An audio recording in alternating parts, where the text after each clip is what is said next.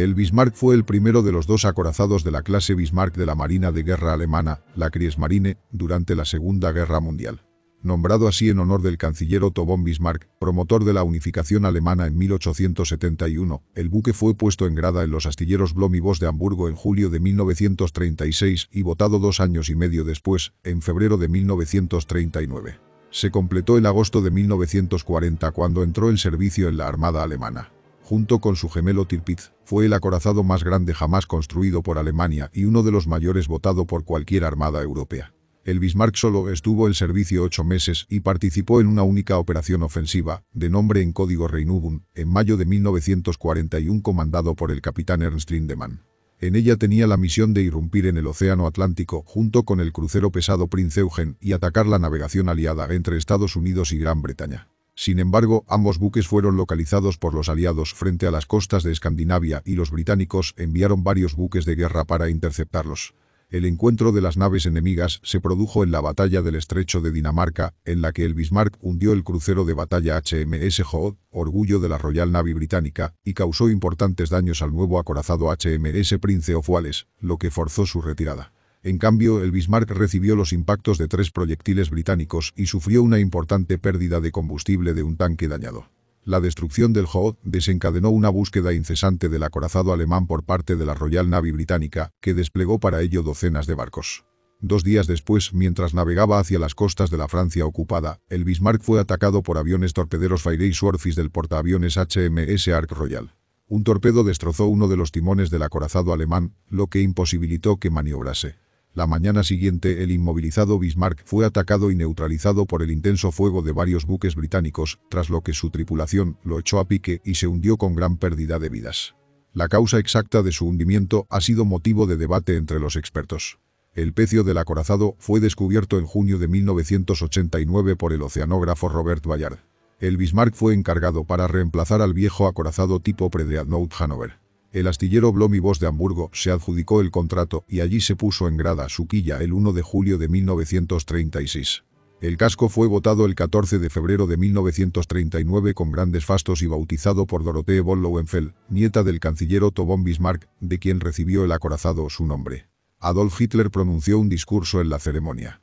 Tras la botadura, continuaron los trabajos de acondicionamiento, en el transcurso de los cuales su roda de proa original fue sustituida por una proa atlántica más redondeada, similar a la de los acorazados clase Scharnhorst. El Bismarck entró en servicio en la flota germana el 24 de agosto de 1940 para iniciar sus pruebas de mar, que se desarrollaron en las aguas del mar Báltico. El capitán de navío Ernst Lindemann tomó el mando de la nave en el momento de su entrada en servicio. El Bismarck desplazaba 41.700 toneladas y podía llegar a las 50.300 toneladas a plena carga, lo que junto a su eslora de 251 metros, su manga de 36 metros y su calado máximo de 9,9 metros lo convertían en el mayor acorazado botado por Alemania y en uno de los más pesados construido por cualquier armada europea. Estaba impulsado por 3 turbinas de vapor engranadas Blohm y Voss que suministraban un total de 150.170 caballos, 111.980 kilowatts, y conseguían una velocidad máxima de 55,6 km por hora en las pruebas de velocidad. El Bismarck también estuvo equipado con 3 juegos de radar Fumo 23 montados en los telémetros de proa y popa y en la cofa del buque. Su tripulación estándar era de 103 oficiales y 1.962 marineros, dividida en 12 divisiones de entre 180 y 220 hombres cada una. Las primeras 6 divisiones se asignaron al armamento de la nave. De la primera a la cuarta se ocuparon de las baterías principales y secundarias, la quinta y la sexta de los cañones antiaéreos. La séptima división comprendía especialistas, como cocineros y carpinteros, y la octava agrupaba a los encargados de manejar las municiones. Los operadores de radio, señaleros y los intendentes componían la novena, mientras que las 3 divisiones restantes eran el personal de la sala de máquinas. Cuando el Bismarck zarpó para su incursión en el Atlántico, el personal de la flota, la tripulación extra y los corresponsales de guerra aumentaron el número de tripulantes hasta más de 2.200. La tripulación creó un periódico del acorazado bautizado Die Schiffsglocke, la campana del barco, del que Gerhard Hunack, jefe del departamento de ingeniería, publicó un único número el 23 de abril de 1941. Su armamento principal estaba integrado por 8 cañones SKC-34 de 380 milímetros, que disparaban obuses de 800 kilos y estaban ubicados en 4 torretas gemelas, 2 hacia proa Anthony Bruno y 2 hacia popa Casar y Dora. Su batería de armas secundarias comprendía 12 cañones L-55 de 150 mm, 16 L-65 de 105 mm y otros 16 L-83 de 37 mm, mientras que para su defensa antiaérea fue equipado con 12 cañones de 20 mm. Su cinturón blindado principal tenía un grosor de 320 mm y estaba flanqueado por un par de cubiertas acorazadas, la superior y la principal, que tenían un grosor de 50 mm y 100 a 120 mm, respectivamente. Las torretas de los cañones principales estaban protegidas por planchas de 360 mm en sus frentes y de 220 mm en sus laterales. El 15 de septiembre de 1940, 3 semanas después de su entrada en servicio, el Bismarck dejó el puerto de Hamburgo para comenzar sus pruebas de mar en la bahía de Kiel. El barco auxiliar Sverrecher escoltó al acorazado hasta el cabo Arcona el 28 del mismo mes y luego hasta Gotenhafen para sus pruebas en el Golfo de Danzig. Se puso a prueba a fondo la planta de energía del buque, así como su velocidad máxima, su estabilidad y maniobrabilidad, tras lo que se detectó un fallo de diseño.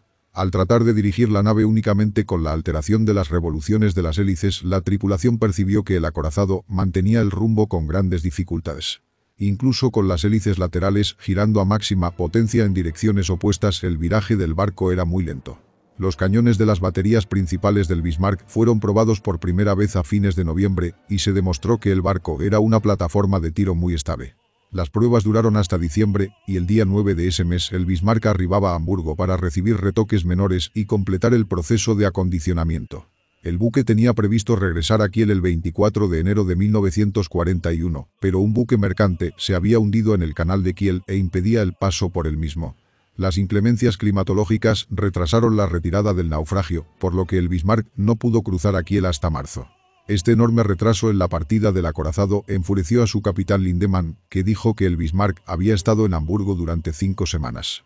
El precioso tiempo en el mar perdido como consecuencia de ello no se puede recuperar y es inevitable un retraso significativo en el despliegue de guerra final. Mientras esperaba partir hacia Kiel, el buque recibió la visita del capitán Anders Forsell, el agregado naval sueco en Berlín. Este retornó a Suecia con una detallada descripción del acorazado que fue posteriormente filtrada a la Marina Real Británica por elementos pro-británicos de la Armada sueca. Ello dio a la Marina inglesa una primera imagen completa del barco, aunque carecían de información específica e importante como su velocidad máxima, radio de acción y desplazamiento. El 6 de marzo, el Bismarck recibió la orden de navegar hasta Kiel. En el camino fue escoltado por varios cazas Messerschmitt Bf-109 y un par de barcos mercantes armados, además de un rompehielos. A las 8:45 horas del día 8, el Bismarck encalló brevemente en la costa sur del canal de Kiel, aunque pudo ser liberado en 1 hora. El acorazado arribó a Kiel al día siguiente, donde su tripulación se proveyó de municiones, combustible y otros suministros y le aplicó una pintura de camuflaje contra los observadores aéreos. Bombarderos británicos atacaron el puerto el día 12 sin éxito.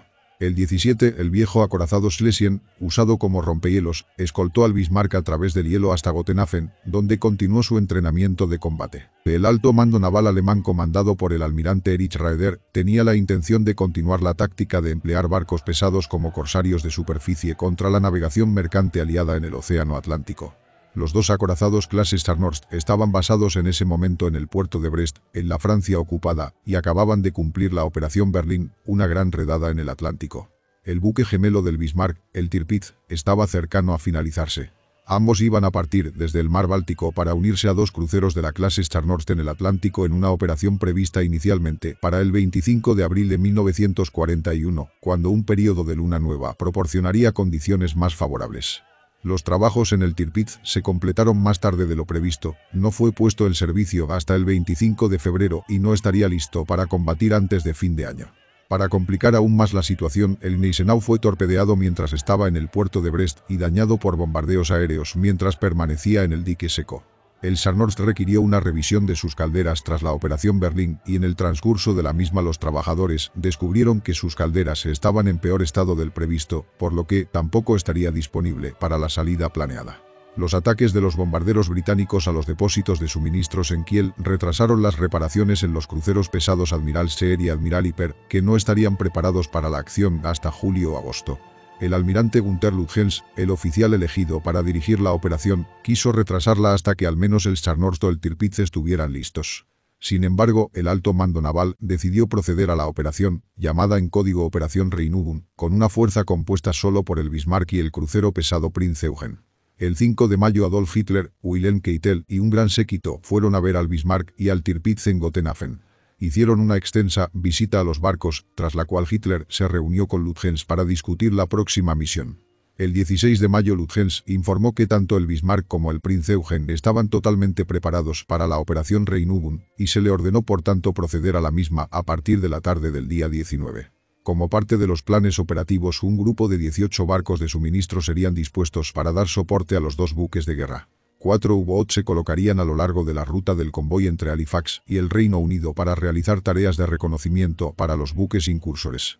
Para el inicio de la operación, la tripulación del Bismarck había aumentado hasta los 2.221 hombres entre oficiales y marinería, entre los que estaban incluidos 65 miembros del personal del almirante y 80 navegantes, que podrían ser usados para tripular transportes capturados durante la misión. A las 2 horas del 19 de mayo, el Bismarck partió de Gotenhafen y se dirigió a los estrechos daneses. A él se unió frente al cabo Arcona a las 11:25 el Prinz Eugen, que había salido a las 21:18 de la noche anterior. Los dos buques fueron escoltados por 3 destructores Hans-Lody, Friedrich Colt y Z-23 y una flotilla de dragaminas. La Luftwaffe proveyó cobertura aérea durante el viaje fuera de aguas alemanas. Hacia el mediodía del 20 de mayo Lindemann informó a la tripulación de la misión del buque a través de los altavoces.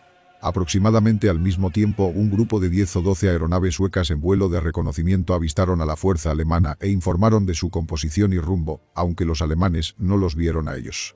Una hora después, la flota germana fue encontrada por el crucero sueco HSWMS Gotland, que la siguió en el estrecho Kattegat durante 2 horas. El Gotland transmitió la noticia al mando naval, señalando: 2 buques de gran tamaño, 3 destructores, 5 barcos de escolta y 10 o 12 aviones pasaron por Marstrand, rumbo 205 grados 20 minutos. El alto mando alemán no estaba preocupado por el riesgo de seguridad que suponía el Gotland, aunque tanto Lütjens como Lindemann creyeron que el secreto operacional se había perdido. El informe finalmente llegó al capitán Henry Denham, el agregado naval británico en Suecia, que transmitió la información a su almirantazgo. Los criptógrafos de Bletchley Park confirmaron que una incursión en el Atlántico era inminente, ya que habían descifrado informes por los que supieron que el Bismarck y el Prinz Eugen habían embarcado tripulación extra y solicitado cartas de navegación adicionales a su cuartel general. Un par de cazas Supermarine Spitfire fueron enviados para localizar a la flotilla alemana en las costas de Noruega. El reconocimiento aéreo alemán informó que un portaaviones, 3 acorazados y 4 cruceros permanecían anclados en el fondeadero británico de Scapa Flow, lo que confirmó a Lütjens que hasta ese momento los británicos desconocían su operación. En la noche del 20 de mayo, el Bismarck y el resto de la flotilla llegaron a las costas noruegas. Los dragaminas se separaron y los 2 incursores y su escolta de destructores continuaron hacia el norte. A la mañana siguiente, los oficiales de intercepción de señales de radio del Prinz Eugen recogieron una señal que ordenaba a los aviones de reconocimiento británicos buscar 2 acorazados y 3 destructores hacia el norte de la costa noruega. A las 7 horas del día 21, los alemanes avistaron 4 aeronaves no identificadas, aunque rápidamente se marcharon. Poco después de las 12 horas, la flotilla llegó a Bergen y echó anclas en Grimstadfjord. Allí las tripulaciones sobrepintaron las bandas de camuflaje báltico con el color gris exterior usado por los barcos de guerra alemanes que operaban en el Atlántico, dejando solo las sondas de cabeza. Estando en Noruega, un par de cazas Bf-109 sobrevolaron en círculo sobre el acorazado a fin de protegerlo de un eventual ataque aéreo británico. A pesar de ello, el oficial de vuelo británico Michael Suckling consiguió sobrevolar directamente sobre la flotilla alemana con su Spitfire de reconocimiento y realizar varias fotografías desde una altura de 8.000 metros. Una vez recibida la información, el almirante inglés John Tovey ordenó al crucero de batalla HMS Hood, al acorazado recientemente puesto en servicio HMS Prince of Wales y a 6 destructores reforzar el par de cruceros que ya patrullaban las aguas del estrecho de Dinamarca. El resto de la Home Fleet británica estaba fondeada en Scapa Flow en estado de máxima alerta. Se enviaron 18 aviones bombarderos para atacar a los alemanes, pero el tiempo sobre el fiordo había empeorado y no pudieron localizar a los buques alemanes. El Bismarck no repuso combustible en su estancia en Noruega porque sus órdenes operacionales no lo requerían. Había dejado el puerto con una carga unas 200 toneladas por debajo de su máxima capacidad y había gastado otras 1000 toneladas en su viaje desde Gotenhafen. El Prinz Eugen por su parte repostó 764 toneladas de combustible. A las 19:30 del 21 de mayo, los dos buques y sus 3 destructores de escolta partieron de Bergen, y hacia medianoche, la fuerza ya estaba en mar abierto y en dirección al Océano Ártico. En este momento, el almirante Erich Raeder informó finalmente a Hitler de la operación, quien dio su consentimiento para continuar con la incursión de mala gana. Los 3 destructores de escolta se separaron a las 4:14 del 22 de mayo, mientras la fuerza navegaba frente a Trondheim.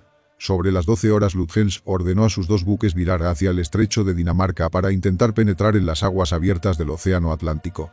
Hacia las 4 horas del 23 de mayo, Lutyens ordenó al Bismarck y al Prince Eugen aumentar la velocidad hasta los 27 nudos, 50 km por hora, para sortear rápidamente el estrecho danés.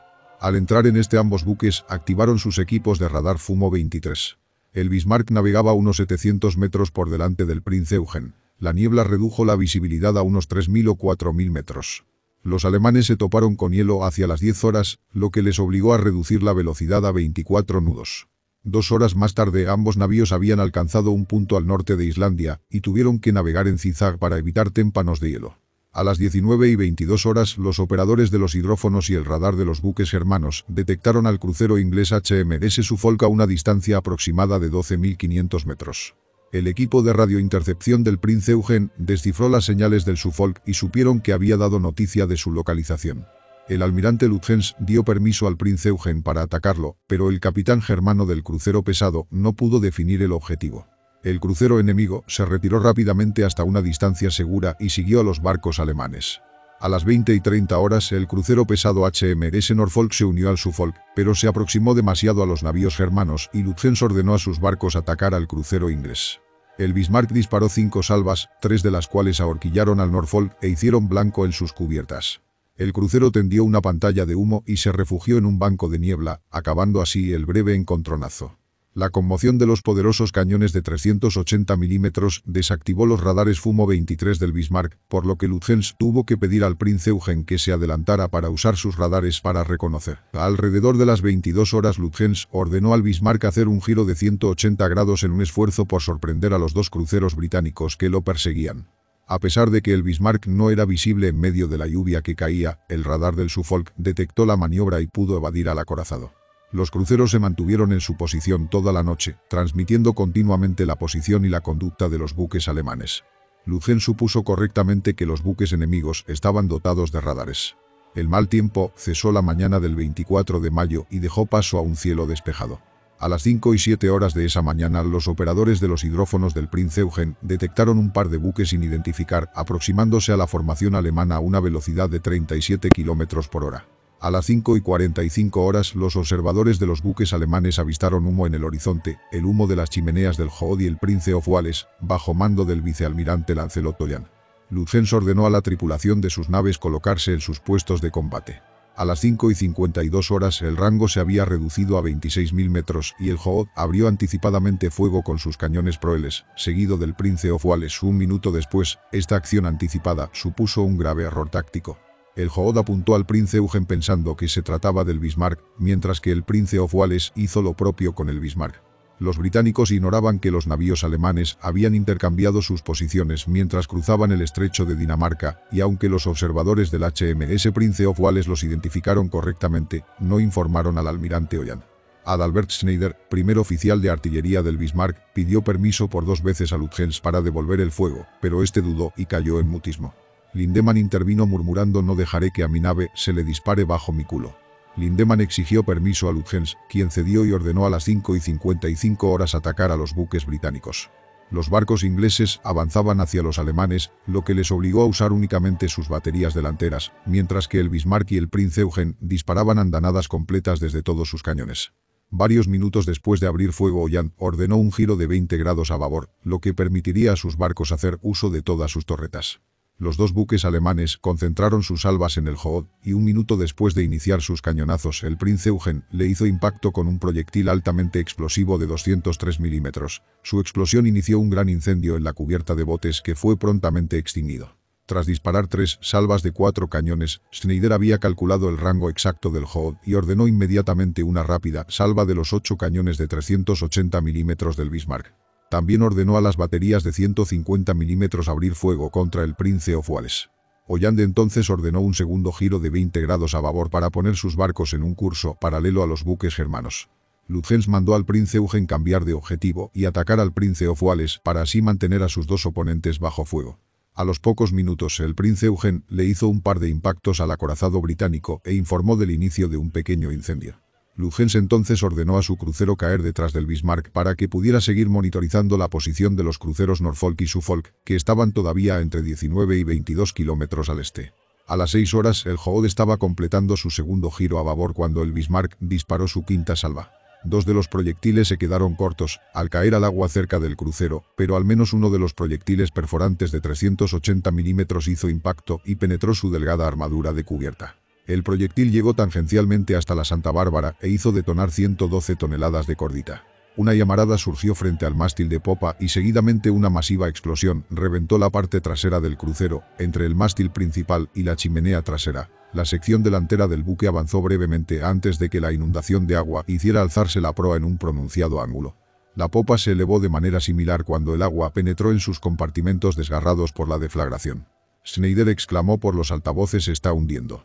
Tras un intercambio de cañonazos de solo 8 minutos, el Hood había desaparecido en menos de 3 minutos junto a una tripulación de 1.419 hombres. El Bismarck entonces pasó a disparar al Prince of Wales, y uno de los proyectiles de su primera salva atravesó el puente del buque británico sin explotar, pero matando a todos los que se encontraban en el centro de mando menos al comandante de la nave, John Leach, y a otro hombre. El Prince of Wales consiguió hacer blanco al acorazado alemán con su sexta salva, pero los dos buques alemanes hicieron llover proyectiles sobre el acorazado inglés y le causaron graves daños. Los cañones del recientemente puesto en servicio Prince of Wales no funcionaron adecuadamente y todavía tenía técnicos civiles a bordo. A pesar de su problemática batería principal, el acorazado consiguió hacer blanco en el Bismarck con 3 proyectiles. El primero golpeó en el castillo de proa sobre la línea de flotación, pero suficientemente bajo para que penetraran las olas en su casco. El segundo, por debajo del cinturón blindado y explotó al chocar con el mamparo antitorpedos, infligiendo daños menores. Y el tercero atravesó entre los hangares, desintegrando uno de los botes del acorazado haciéndolo astillas y la plataforma de los hidroaviones sin detonar. A las 6:13 Leach ordenó retirada, cuando solo 2 de sus 10 cañones de 360 milímetros aún disparaban y su barco había recibido cuantiosos daños. El Prince of Wales hizo un viraje de 160 grados y tendió una pantalla de humo para cubrir su retirada. Los alemanes cesaron de disparar cuando aumentó la distancia. Aunque Lindemann abogó por perseguir al navío inglés y destruirlo, Lütjens obedeció las órdenes de la operación sobre evitar el combate con fuerzas enemigas que no protegieran un convoy y rechazó firmemente la idea, ordenando en su lugar al Bismarck y al Prince Eugen poner rumbo a las aguas abiertas del Atlántico Norte. En el transcurso del combate, el Bismarck había disparado 93 proyectiles perforantes y había encajado 3 impactos. El proyectil del castillo de proa había provocado la entrada de entre 1.000 y 2.000 toneladas de agua que contaminó el combustible almacenado en la proa. Lütjens se negó a permitir una reducción de la velocidad para que los equipos de control de daños repararan el agujero del proyectil, que se hizo aún más grande y dejó entrar más agua. El segundo impacto causó algunas inundaciones y su metralla dañó la línea de flotación en la sala del turbogenerador, aunque el Bismarck tenía suficientes reservas de generador y esto no fue problemático. La inundación causada por estos 2 impactos provocó una escora de 9 grados a babor y de 3 grados en proa. Tras el combate, Lütjens informó que un crucero de batalla, probablemente el Hood, hundido. Otro acorazado, el King George V Renown, se fue dañado. 2 cruceros pesados mantienen contacto. A las 8:01 transmitió un informe de daños y sus intenciones al alto mando naval alemán, que fueron separar al Prince Eugen para que continuara su incursión contra los buques mercantes y recalar con el Bismarck en el puerto francés de Saint-Nazaire para reparaciones.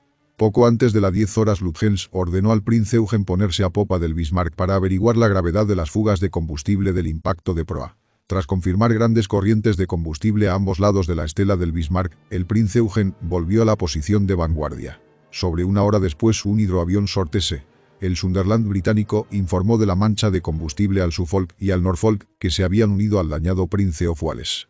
El contraalmirante Frederick Oake Walker, comandante de los 2 cruceros, ordenó al Prince of Wales permanecer detrás de sus naves. La Real Armada Británica hizo llamamientos a todas sus unidades en el área para unirse a la persecución del Bismarck y el Prince Eugen. La Home Fleet del almirante Tovey navegaba para interceptar a los buques alemanes, pero en la mañana del 24 de mayo estaba todavía a 650 kilómetros de distancia. El almirantazgo británico envió a los cruceros ligeros HMS Manchester, Birmingham y Arethusa a patrullar el estrecho de Dinamarca en el caso de que Lutyens decidiera volver sobre sus pasos. Al acorazado HMS Rodney se le ordenó unirse a Tovey. Los viejos acorazados HMS Revenge y HMS Ramillies también recibieron la orden de unirse a la caza.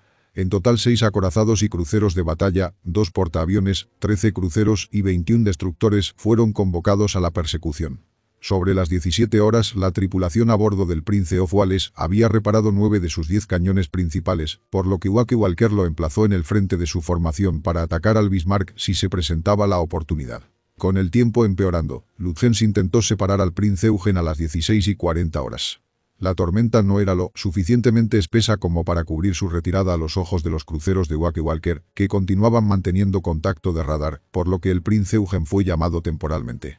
Su partida definitiva se pudo llevar a cabo a las 18:14 horas. El Bismarck viró para encarar a la formación de Wake Walker, forzando al Suffolk a alejarse a gran velocidad. El Prince of Wales disparó 12 salvas contra el acorazado alemán, que respondió con 9 andanadas, ninguna de las cuales hizo blanco. La acción distrajo la atención de los británicos y permitió al Prince Eugen desaparecer.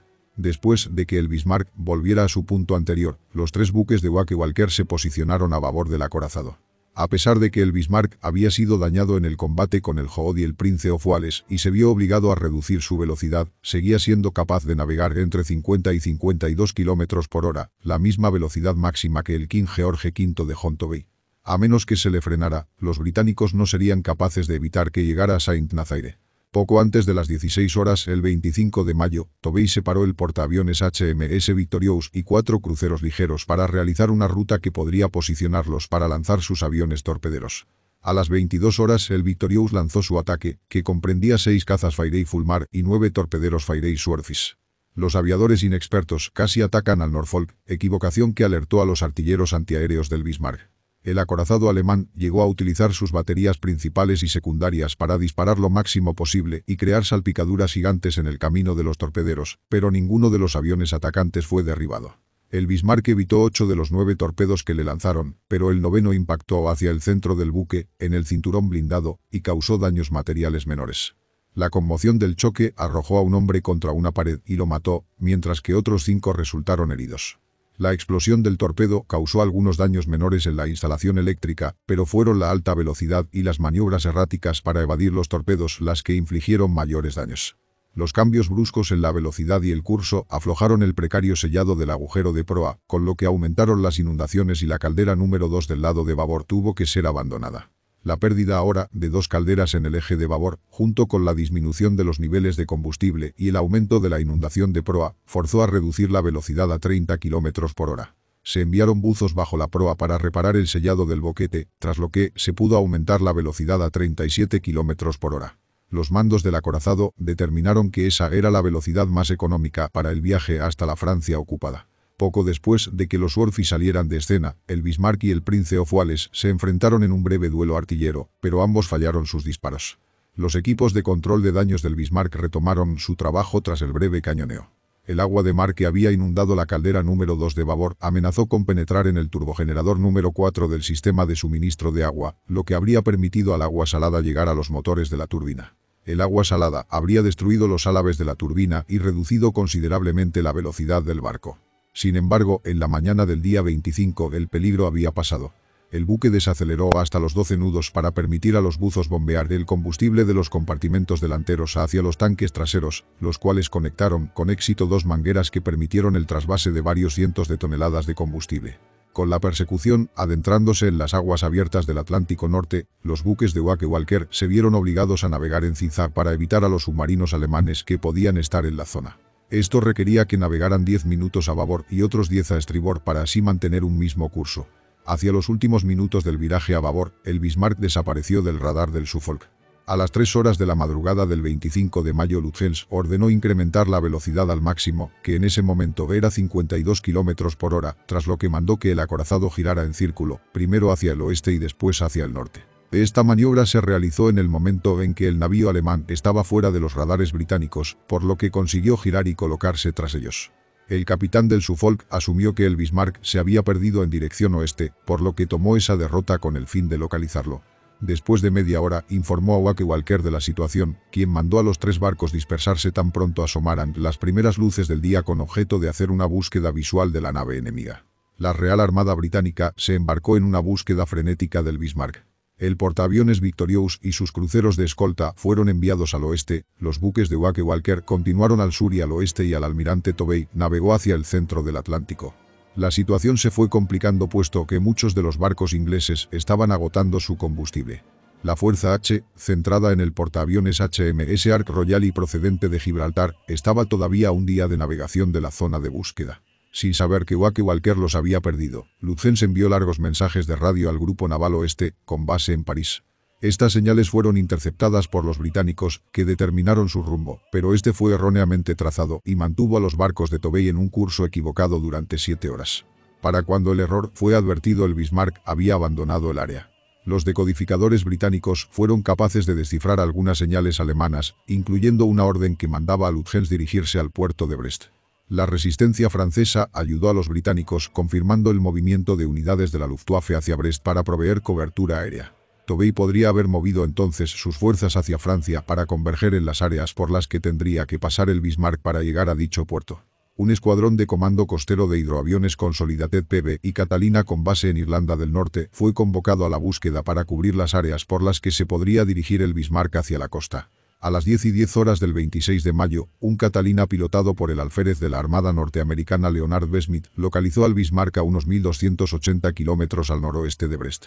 Su velocidad actual era lo bastante alta como para llegar bajo la protección de los U-Boats y las Luftwaffe en menos de un día, y no había fuerzas británicas lo suficientemente cerca para detenerlo.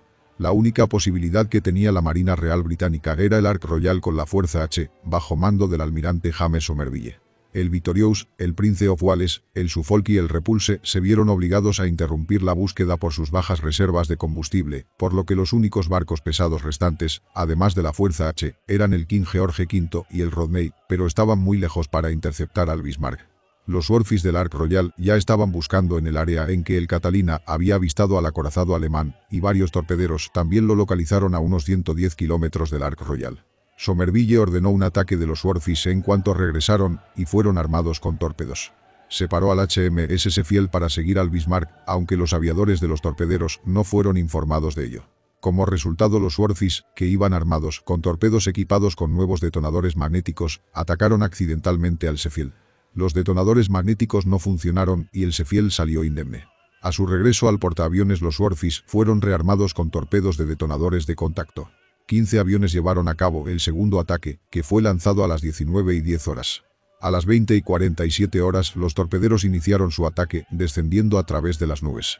Mientras se aproximaban al Bismarck, este disparó su batería principal contra el Sheffield, impactándole con su segunda salva y matando a 3 hombres, hiriendo a varios más. El barco británico se retiró rápidamente tendiendo una pantalla de humo. Fue entonces cuando los Worfies lanzaron su ataque. El Bismarck comenzó a virar violentamente mientras todas sus baterías antiaéreas intentaban derribar a los torpederos.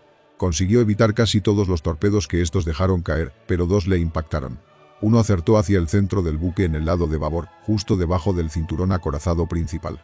La fuerza de su explosión fue contenida por el sistema de protección submarina, pero se produjeron algunos daños estructurales y pequeñas inundaciones. El segundo torpedo hizo blanco a babor de popa, cerca del eje del timón de babor. Su explosión causó graves daños en el ensamblaje del timón de babor, pues el acoplamiento fue destrozado y el timón no pudo ser desenganchado. Este se quedó virado 12 grados a babor.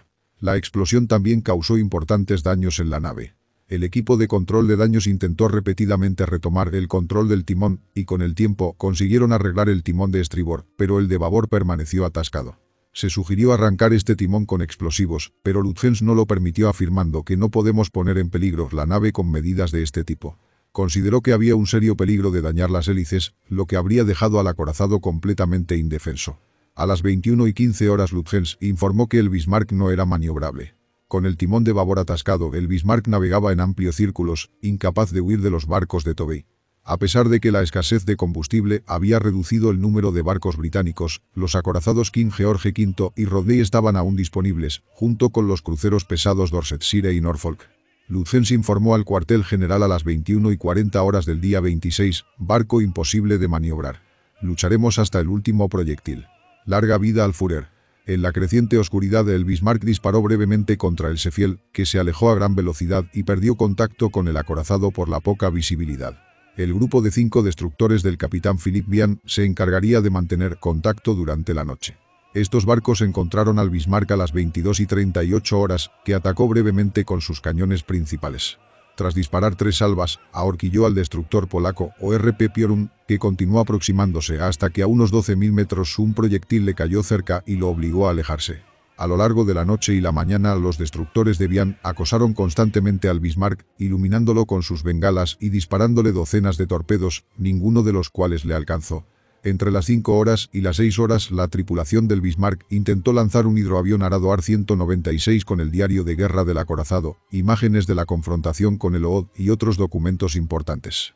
El tercer obús del Prince of Wales, que había golpeado la lancha motora del capitán, había dañado también la catapulta de lanzamiento del hidroavión, dejándola inoperativa. Incapaces de hacer despegar el avión, la tripulación simplemente lo empujó por la borda. Después del amanecer del 27 de mayo, Tovey, a bordo del King George V, dirigió el ataque contra el paralizado Bismarck. El Rodney siguió la aleta de babor. Tovey pretendía navegar directamente hacia el Bismarck hasta que estuviera a unos 15 kilómetros de distancia. En ese momento viraría al sur para colocarse en un rumbo paralelo a su objetivo. A las 8:43 desde el King George V avistaron al Bismarck a unos 23.000 metros, y 4 minutos después las torretas de proa del Rodney abrieron fuego con sus 6 cañones de 406 milímetros. Casi inmediatamente después hizo lo propio el King George V con sus baterías de 360 milímetros. El Bismarck devolvió el fuego a partir de las 8:50 con sus cañones delanteros, y con su segunda salva ahorquilló al Rodney.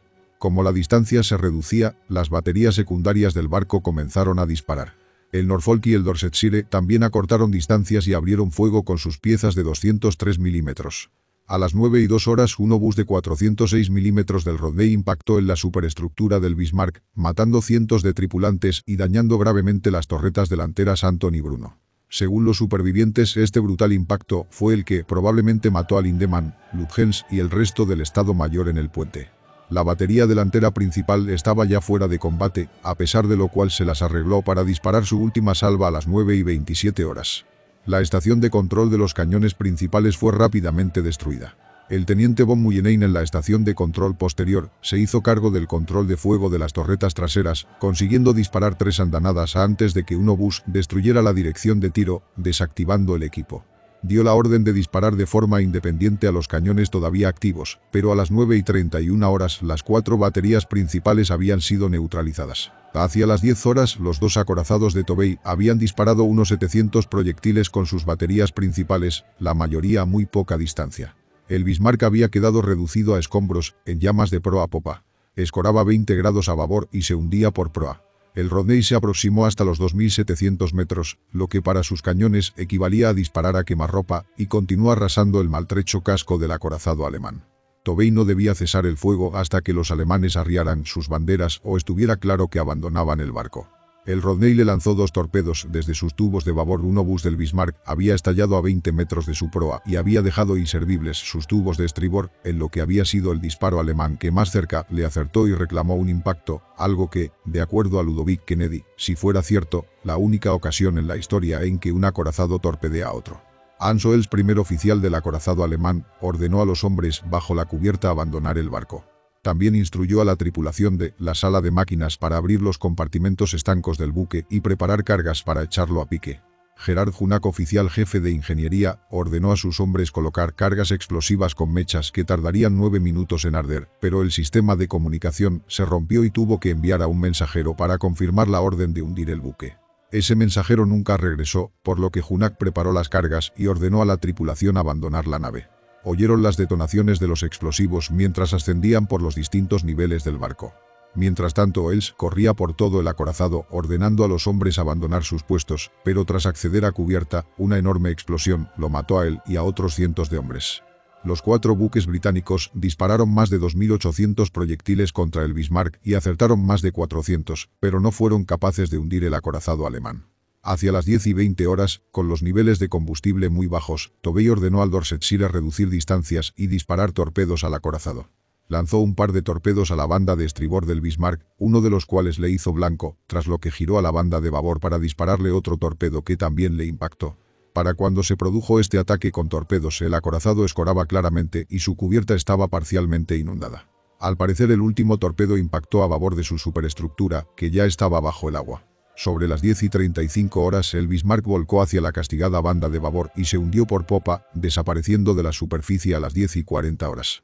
Junak, que había abandonado la nave a tiempo, no observó daños submarinos en la banda de estribor del acorazado.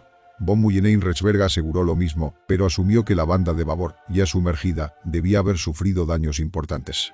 Unos 400 hombres estaban ahora en las aguas. El Dorsetshire y el destructor Maori se acercaron y tiraron cabos para subir a los náufragos a bordo. A las 11:40 horas el capitán del Dorsetshire ordenó el abandono de las tareas de rescate después de que los ojeadores avistaran lo que creyeron era un submarino alemán. El Dorsetshire había rescatado 85 hombres y el Maori otros 25 en el momento en que abandonaron el lugar, uno de los cuales murió a causa de sus heridas al día siguiente. Un U-boat llegó más tarde y rescató a 3 hombres, mientras que otro barco alemán salvó a otros 2. De una tripulación de unos 2.200 hombres, solo 114 sobrevivieron. Al tiempo que el navío alemán entablaba su último combate contra los buques de la Real Armada Británica, el almirante Otto Schneewin, jefe del Estado Mayor del SKL, solicitó a la Armada Española el envío de naves de auxilio previendo el desenlace final de la batalla. El 27 de mayo de 1941 a las 11:40 horas, cuando ya el acorazado había zozobrado, zarpó de la base de Ferrol el crucero pesado Canarias, que llegó a la zona del hundimiento en la noche del 29 de mayo. Allí se encontró con un submarino alemán y en la madrugada del 30, con el buque meteorológico alemán Sachsenwald. Tras recorrer la zona, únicamente logró rescatar los cadáveres de 2 marinos alemanes, que fueron devueltos al mar con todos los honores. El Bismarck apareció mencionado 3 veces en el Wehrmachtsbericht, el boletín diario realizado por el Oberkommando der Wehrmacht, alto mando de la Wehrmacht, durante la Operación Regenübung. La primera reseña relataba la batalla del Estrecho de Dinamarca, la segunda fue una breve descripción de la destrucción y hundimiento del acorazado y la tercera una exagerada afirmación de que el Bismarck había hundido un destructor británico y derribado 5 aeronaves. En 1959 Cecil Scott Forester publicó la novela Last 9 Days of the Bismarck, los últimos 9 días del Bismarck, libro que fue adaptado al cine un año después por la película Sink the Bismarck, Hundid el Bismarck. En el filme, y con fines dramáticos, se mostraba al acorazado alemán hundiendo un destructor británico y derribando 2 aviones, aunque nada de esto sucedió. Descubrimiento por Robert Ballard. El pecio del Bismarck fue descubierto el 8 de junio de 1989 por Robert Ballard, el oceanógrafo responsable del hallazgo del Titanic. El Bismarck descansa casi íntegro a una profundidad aproximada de 4.791 metros a unos 650 kilómetros al oeste de Brest, Francia. Se pozó en la ladera de un volcán submarino apagado llamado Pourquepine, que se yergue unos 1000 metros sobre la llanura abisal circundante, y su impacto de modo tangencial provocó un deslizamiento en el lodo de 2 kilómetros, arrastrando consigo sus propios restos desprendidos en superficie. El acorazado se deslizó por la pendiente y se detuvo 2 tercios más abajo, asentándose en posición normal. La inspección de Ballard no encontró penetraciones bajo la línea de flotación en el cinturón acorazado del barco. Se encontraron 8 agujeros en el casco, 1 a estribor y el resto a babor, todos por encima de la línea de flotación. Uno de los agujeros se halla en la cubierta, a estribor de proa. El ángulo y la forma del mismo indican que fue disparado desde babor del Bismarck y golpeó la cadena del ancla de estribor, que ha desaparecido por ese agujero. 6 boquetes se abren hacia el centro del buque, 3 fragmentos de proyectil perforaron el cinturón acorazado superior y uno hizo un agujero en el cinturón acorazado principal. 128 Además, a popa es visible un enorme agujero, paralelo a la catapulta de los hidroaviones, en la cubierta. No está claro si es el resultado de una explosión interna de la Santa Bárbara debido a la penetración de un proyectil. Los sumergibles no hallaron ningún signo de penetración de un obús en el blindaje del acorazado, por lo que es probable que los proyectiles solo atravesaran la cubierta. Grandes abolladuras dejan entrever que muchos de los proyectiles de 356 milímetros disparados por King George V rebotaron en el cinturón blindado alemán. Ballard señaló que no había hallado indicios de las implosiones internas que ocurren en el casco de un barco cuando se hunde con aire en sus compartimentos internos. El agua que lo rodea, que tiene mucha más presión que el aire contenido en el casco, aplasta la nave. Sin embargo, Ballard señala que el casco está en muy buen estado y asegura que el Bismarck no implosionó. Ello sugiere que los compartimentos del acorazado fueron inundados cuando se hundió, apoyando la teoría que afirma que fue echado a pique por sus tripulantes. Ballard ha mantenido el secreto la ubicación exacta del pecio para prevenir que otros submarinistas retiren objetos del acorazado, algo que él considera una forma de saqueo de tumbas. En el descubrimiento del pecio se halló que toda la popa se había separado, ya que no estaba cerca de los restos principales y todavía no ha sido hallada, por lo que se puede suponer que su desgarro no se produjo en el impacto contra el fondo del mar. Esa sección que falta coincide con la parte en que impactó el torpedo, lo que plantea dudas sobre un posible fallo estructural. La zona de popa había recibido varios impactos que se sumaban al daño del torpedo. Esto, unido al hecho de que el acorazado se hundió por la popa y no tenía ningún soporte que la mantuviera en su lugar, sugiere que ésta fue desgarrada en la superficie. En 1942 el Prince Eugen fue también torpedeado en la popa y posteriormente colapsó. Ello llevó a fortalecer las estructuras de popa en todos los buques importantes alemanes. Bayard estimó que el Bismarck podría haber flotado al menos un día tras el cese del fuego de los británicos y podría haber sido capturado por la Marina Real Británica, una idea respaldada por el historiador Ludovic Kennedy, quien participó en el hundimiento del Bismarck porque servía en el HMS Tartar por entonces. Kennedy declaró que se hubiera hundido no había duda, pero echarlo a pique aseguró que fuera más pronto que tarde. Bayard encontró el casco en buen estado. Hallamos un casco que parecía íntegro y relativamente poco dañado por el descenso y el impacto. Concluyeron que la causa directa de su hundimiento fue que lo echaron a pique, sabotaje de las válvulas de la sala de máquinas por su tripulación, como afirmaron los supervivientes alemanes. En junio de 2001 The Ocean Expeditions, asociada con la institución oceanográfica de Hochschule, llevó a cabo otra investigación del pecio. Los investigadores usaron minisubmarinos de fabricación rusa para examinar el Bismarck. William Lange, experto de Hochschule, señaló que se ven un gran número de agujeros de obús en la superestructura y la cubierta, pero no en los flancos, y ninguno por debajo de la línea de flotación. La expedición no halló penetraciones en el cinturón acorazado principal, por encima o por debajo de la línea de flotación. Los examinadores apreciaron varios cortes a lo largo del casco, pero explicaron que eran debidos al impacto contra el fondo marino. Una tercera expedición, anglo-americana, fue financiada en julio de 2001 por un canal de televisión británico. El equipo se sirvió de la información sobre la ubicación del pecio al pie de un volcán submarino para dar con él. Usando vehículos operados a distancia ROV, concluyeron que el acorazado se hundió debido a los daños del combate, habiendo recibido un sinnúmero de impactos de obuses y torpedos. El líder de la expedición, David Mearns, afirmó que había desgarros significativos en el casco. Mi sensación es que esos agujeros se produjeron en el deslizamiento, pero fueron iniciados por los torpedos. En el libro posteriormente publicado, Holland Bismarck, Mearns sentencia que echarlo a pique pudo acelerar lo inevitable, pero solo por cuestión de minutos. En 2002, el documental Una expedición de James Cameron, el acorazado Bismarck, filmado en mayo-junio de 2002 usando pequeños y más ágiles batiscafos Mir, reconstruyó los hechos que condujeron al hundimiento del Bismarck. El documental mostró imágenes del interior del acorazado por primera vez, transmitidas por el National Geographic Channel. Sus hallazgos fueron que no había suficiente daño bajo la línea de flotación para confirmar que lo hundieran obuses y torpedos. De hecho, tras la inspección final, se confirmó que nada había penetrado la segunda capa interior del casco. James Cameron propuso una teoría para explicar el origen de los arañazos en el casco apreciados por la anterior expedición. Sugirió que el Bismarck sufrió un estallido hidráulico cuando llegó al fondo. Cameron dijo que el cinturón aguantó, pero fuerzas internas lo abombaron y rompieron en algunas partes. Usando pequeños vehículos para examinar el interior, Cameron descubrió que los torpedos no habían traspasado los mamparos antitorpedo y solo habían destruido los huecos situados entre la plancha exterior del casco y las secciones interiores. El propósito de estos espacios era actuar como almacenes adicionales y absorber explosiones submarinas. Las planchas internas del tanque no están afectadas por ninguna fuerza explosiva, por lo que el blindaje aguantó.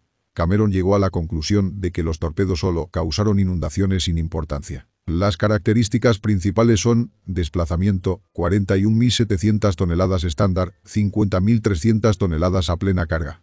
Eslora, 241,6 metros en la línea de flotación, 251 metros en total. Manga, 36 metros.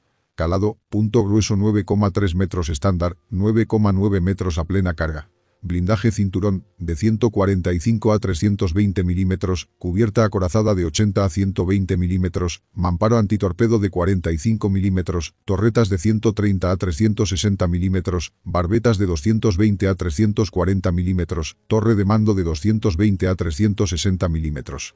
Armamento: 8 cañones SKC-34 de 380 milímetros, 12 cañones de 150 milímetros, 16 cañones SKC-33 de 105 milímetros, 16 cañones SKC-30 de 37 milímetros, 12 cañones de 20 milímetros Flak 30. Propulsión, 12 calderas Wagner, 3 turbinas de vapor Blohm-Bosch, 3 hélices de 3 palas de 4,7 metros de diámetro. Potencia, 150.170 caballos. Velocidad, 55,5 km por hora durante sus pruebas. Autonomía, 16.430 km a 35 km por hora. Tripulación, 103 oficiales y 1.962 suboficiales y marineros. Aeronaves, 4 hidroaviones Arado AR-196. Equipamiento aeronaves.